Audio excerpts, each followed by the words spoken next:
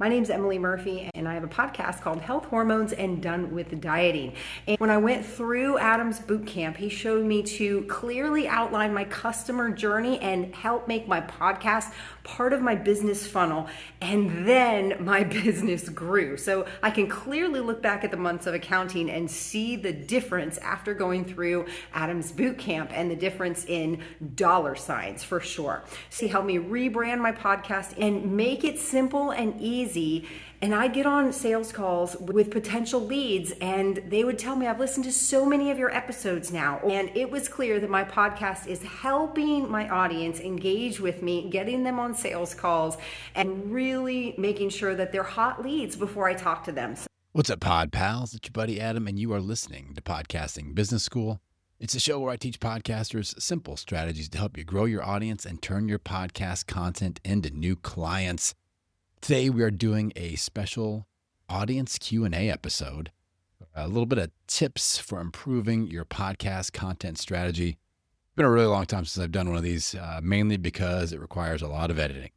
And I'm taking audience audio clips that you have all submitted with your questions. I'm going to insert them into the content, and I will answer those questions. I got a bunch of these in the queue, but also I would love to get more. So my call to action today is simply go to the show notes. I've got a link that you can record your question for me, and I will do my very best to use it in an upcoming episode. And you get to shout out your show as you see. It's a little ad for your show as well. So it's a lot of fun. I love making sure that I'm creating the content that you all want, that is helpful to you specifically. And there's no better way for me to do that than kind of opening up the door and saying, hey, use this quick and easy SpeakPipe link and this little 60-second or less script and submit a question that you actually want me to answer. All right. So you can go to the link in the episode notes and you can record it right from your phone. I'll try to clean it up with the old magic button on Descript that allows me to edit and do the studio sound and all that cool stuff. So we'll see. But this episode is definitely the type of episode that tests my editing limits and capacity.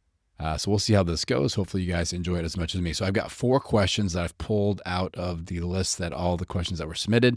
We got a question from Susmitha, Rob, Kat, and Dawn. We're going to tackle 4 of them today. And we're going to talk about using testimonials. We're going to talk about maximizing organic discovery, some more intro, outro, making those unskippable strategies, and how to get high-level guests on your show. So that's a little preview. Let's dive in with our first audience audio clip with a question from Susmitha. Hi, this is Susmitha Veganosaurus from Feel Good Factor. My question for Adam is, if you have only a few audio testimonial recordings for your podcast or your business or whatever it is you're promoting, how often is it okay to repeat them in your show, in the intro of your show? Because I know that, Adam, you always put testimonial intros in your show, and I want to start doing that too. But yes, I only have a a certain number, a limited number. So I don't know how often it's okay to cycle through them, So I would love an answer to this question. All right, so first things first, Susmitha is one of my favorite old school pod pals and probably the happiest person I've ever met in my life. So I had to kick this off with a little joyous note from my pod pal Susmitha. So thank you for submitting your question. Let's talk about how often we should use a testimonial in the intro, that testimonial rotation. So real quick, a review on my testimonial intro strategy. So instead of doing a canned song and dance intro outro or an ad, I like to kick it off with proven results with an audio clip from a happy testimonial from a happy client. All right. So that's, it's unique. Not many people are doing it, but a lot of you are picking up on that, like Susmitha, and you go, hey, how can I do this too? Natural question I get a lot. How often should I reuse or cycle through these testimonials? Or another variation of the question is, how many do I need before I start using this strategy? So first things first, we have to get organized and start collecting testimonials. This is really important. And I feel like this is one of the areas where we tend to be a little bit lazy as online business owners. We create an awesome result and we just let that kind of float off into the ether. And this is one of the most valuable marketing tools that we have. If you aren't so great at selling and you feel nervous about being salesy, let your clients do that for you, please. And that's my exact strategy in a nutshell. So start collecting and organize your testimonials. So I've got all of my testimonials on an external hard drive. I've also got them in a Google sheet where I can search them by topic, by what type of a result, what program that they did. So I can search through those and leverage them. Now, as far as how often to repeat, I would say shoot for once every 4+ weeks, 4 or more weeks. So as you build things up, let's say you have 3 testimonials, I would put them out week 1, week 2, week 3, maybe take a week or 2 off and then cycle through them again. All right. So once every 4 or more weeks. I tend to do probably about 8 to 12 weeks in between if I reuse a testimonial. Some of them I reuse a lot because they're just like really hot testimonials. And I like to marry the testimonial with the thing I'm promoting or the topic or the result we're trying to produce with the content in the episode. That's more advanced. So I would say step 1, please start getting testimonials from your clients. Organize them, save them, make notes so you can easily find them. You'll build up that Rolodex, and then we can start rotating through them about once a month. So if you have 4 or 5, you're good. I would just go 1, 2, 3, 4, 5 straight through and put it on repeat. As you get more clients, add one to the mix, and you're good. You're golden, I think. And you're gonna get that repetition as well, because a lot of people still tend to skip through intros until they realize that this is different. So I think that that 4+ weeks per testimonial on the show, I think that's going to be the sweet spot for you. So great question, Susmitha. Now we got a question from Rob. Let's see what Rob has to say. Hey, Adam, this is Rob with the Softball Central podcast. I wanted to ask you, if your niche category is not listed, like mine under sports does not have softball listed, what's the best course of action to get more organic discovery? Thanks, buddy. All right, Rob, great question. So let's talk about how to maximize organic discovery if your show topic isn't listed in a category. First, let's talk about what is a category. How does that fit in? So what I believe Rob is talking about is our listed category. We go to our podcast host. Like I host Podcasting Business School inside of Libsyn. And I can go into Libsyn and the place where I have like the name of my podcast, my host description, there are a couple like drop down list boxes where I can pick which category and or subcategory my show fits into. So on Libsyn, you have 2 options. I've currently got it listed in business, entrepreneurship, subcategory, and then business marketing, I believe. So these categories, I don't think, just from personal experience, I don't think they have a ton to do with the organic discovery SEO. What I know for sure they impact is rankings, like which category your show will get ranked in Apple and Spotify. So if you want to show up in the entrepreneurship subcategory rankings on Apple, you want to make sure that's your first listed category in your podcast host. All right. So and if you are trying to get ranked, you want to list that first thing should be a subcategory, not a big category. So the big category is business. The subcategory is entrepreneurship. You want to list, in my opinion, my personal strategy is always list in subcategories, not big categories, because it's a 2 for 1. If you list your show in business entrepreneurship, you are getting both of those. And if you just list it in business, that's just the big category. So that's where categories fit in. So I don't think that has a lot to do with organic discovery, unless people are just searching rankings, then it would. So for organic discovery, we still want to optimize for keywords in the big 3. And we think about keywords that are being searched in Apple and Spotify specifically. So what are your ideal fit listeners searching on Apple and Spotify? And we want to optimize the name of your podcast, the podcast host description, and your episode titles. So in Rob's case here, softball is the key word. So we got to make sure that's in the name of the podcast, ideally first word. The podcast host description, all the softball related terms, and then in the episode titles. All right. So that is how we still leverage that organic discovery, even if Apple and Spotify, don't have that category. Now, the other thing about categories is that certain podcast player apps have different categories, and then even different hosts have more or fewer categories. So depending on where you host, your niche topic may be a subcategory. And in certain players, especially in smaller players, they kind of tend to niche down a little bit more as far as what I've noticed. So anyway, hopefully that wasn't too confusing of an answer. The long story short summary, Rob, is just make sure you're good on the name of your podcast, host description, episode titles with keywords, and you are maxing out organic discovery. Now we've got our next question from a pod pal, Kat. Let's see what Kat has to say. Hi, this is Kat York from Call Her Kat podcast.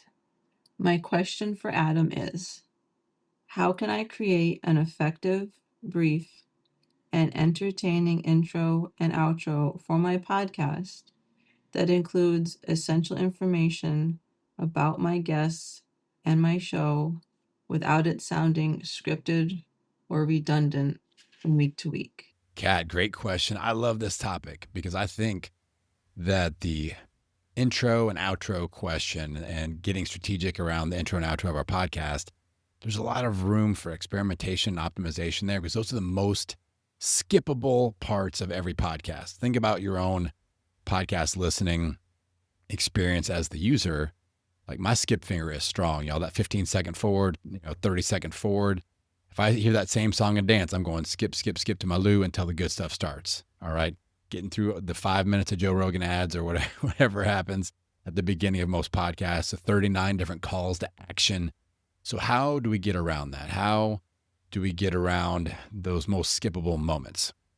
So I think the first thing that we should all do, and some of y'all, it's going to rub you the wrong way. I think you need to get rid of the canned song and dance. Like we are putting too much we're giving too much worth to that, like, branding strategy of it's got to have this highly produced sound at the beginning, the song. And a lot of you are like paying people to do a song and have, an intro jingle and all this stuff. And people are just skipping it. Or maybe they listen to it once and then they're skipping it. So I think we need to get rid of that. Like, let's disrupt that pattern and do something a little bit different. Now, if you are going to have a canned song and dance, 15 seconds or less. It's got to be less than that 15-second skip button. So hustle it up, do the thing, say the thing, welcome the people.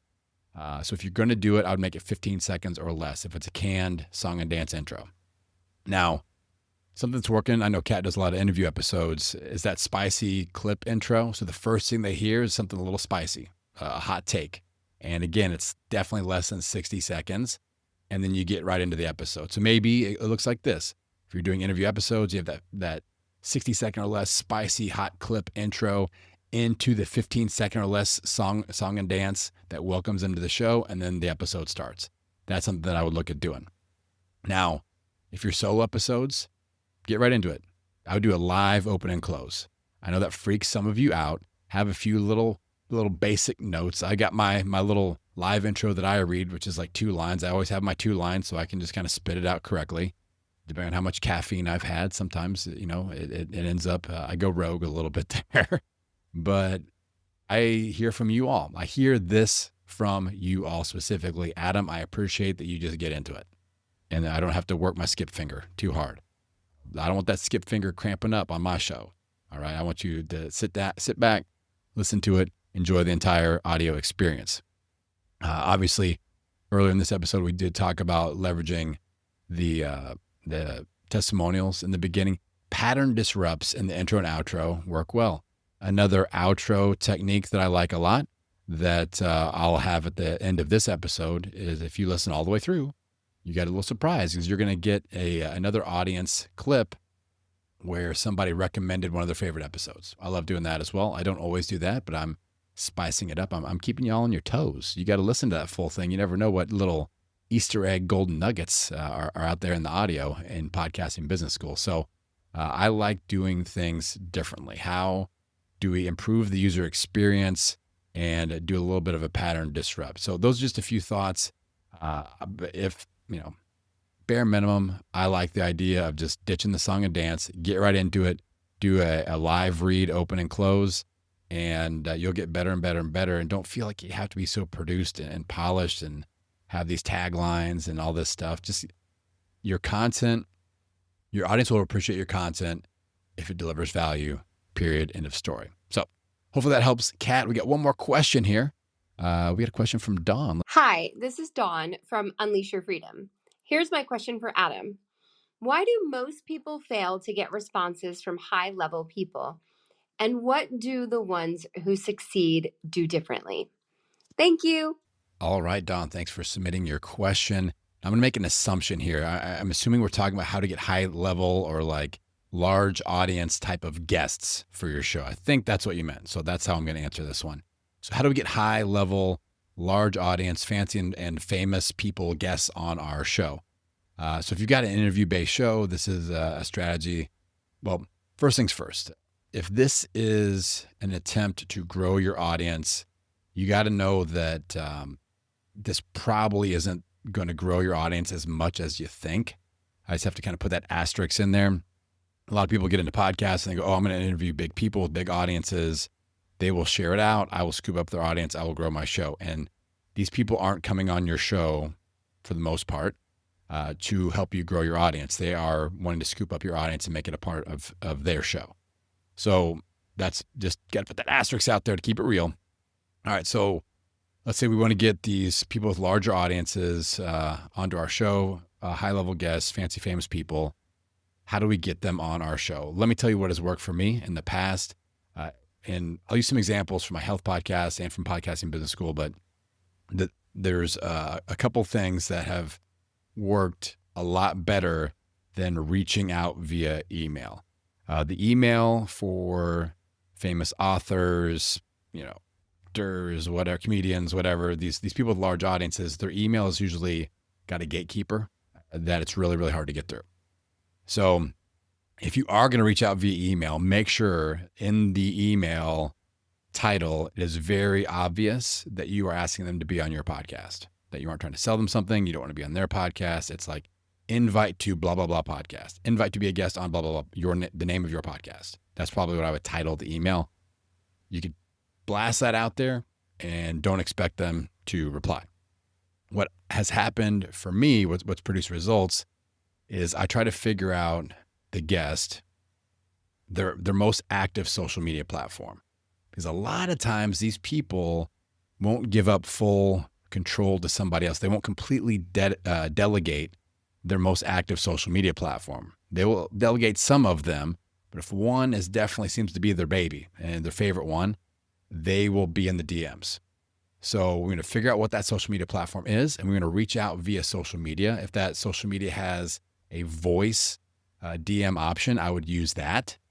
And we want to reach out when they're actively or getting ready to be actively selling or promoting something. A couple of examples that this worked out with two of my favorite authors, Michael Hyatt and Gretchen Rubin. They've both been on the show. These are people that have very large audiences. They have big podcasts, several books. They're big time people in my niche. So I did exactly the strategy I just unpacked with both of them. Both of them are very active on Instagram. I kind of made a play like, okay, I think that they're probably at least checking their DMs. So I sent a voice DM. That voice DM on Instagram is interesting because they don't know what's on the other side of that. That could be somebody wanting to hire them. That could be somebody wanting to give them money. So instead of like a text DM, a voice DM, that's what I've used before. And it allows me to be a real human and convey how excited I would be at the prospect of having them on my show and just be a real person. All right. So I reached out to both of them. They're both getting ready to promote new books. So the timing was right. I go, hey, I know your new book's coming out. I would love to have you on my show to promote this. I've read all your books. I'm so excited about it. I know you're super busy, but I think this would be a real quality use of your time because my audience, I'll give them a few things about who they're going to be talking to, my audience of entrepreneurs, podcasters, whatever, and leave it at that. And then we sit back and we don't be like super pushy about it and let it sit back. And I think Michael Hyatt got back to me almost immediately. Like that dude is a good dude. I mean, Gretchen Rubin is also a really great person. But Michael Hyatt, like kind of blew me away a little bit. I'm like, this guy, I know he's got a big team. And anyway, so that really impressed me. And then Gretchen Rubin followed up within a couple of weeks. I just kind of sat back and took it easy. And I'm not going to just hammer these people now. So that's worked for me a few times. I don't think enough of us that are doing guests, that are looking for this level of guests, are utilizing the strategy. We have to make our ask on their timeline, not on ours. We can't go, oh, I want this person, I'm going to email them every week until they say yes. We have to really think like, when are they more likely to be out there promoting? All right. Like I just picked up a new client. This is just an example in the health space. He's a pretty famous doctor. As the show has 20 million plus downloads on his health podcast.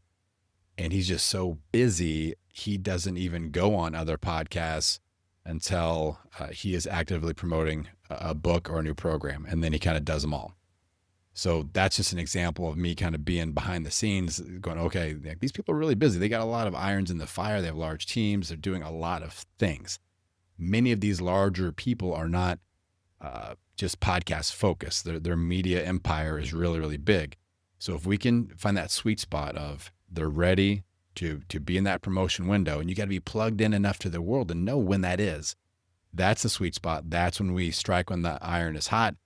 So I would try like, okay, we got wind, a book is coming out. They're probably going to go on a promotional tour.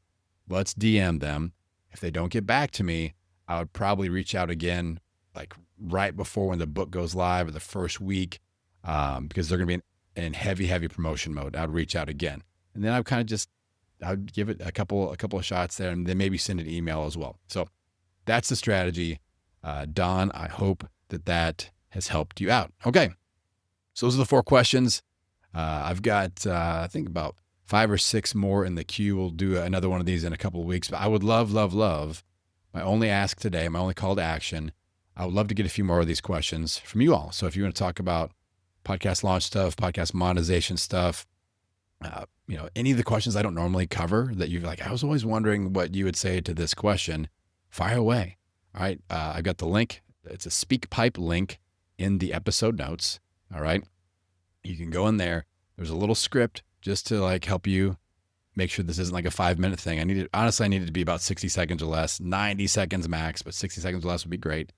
And just hit even if you're just on your phone, I'll try to clean up the audio. I'm not going to stress out about like, you got to be on your professional mic and all this stuff. I just want the question because it's going to help me create really good, really specific content that's going to help my audience. And that's what these episodes are all about. And make sure you stay tuned to the end here. Like I mentioned earlier, I'm adding little clips of fellow listeners and their favorite episode of the show. So you're going to get an episode recommendation from a fellow listener here as soon as I'm done talking in the outro. And that might be the next episode that you want to check out. So with that, Pod Pals, I'm going to send you out into the world wishing you health, happiness, and many downloads. I will see you on the next episode. Hi, this is Kim Stewart, host of the Book Marketing Mania podcast. And one of my favorite episodes of Podcasting Business School is episode 591, How to Make Sales If You Hate Selling. Oh, Adam spoke directly to my heart because I've always hated selling, and I was so encouraged with the tips he shared on that episode, especially. So thanks, Adam. I really appreciate all you do for your listeners like me.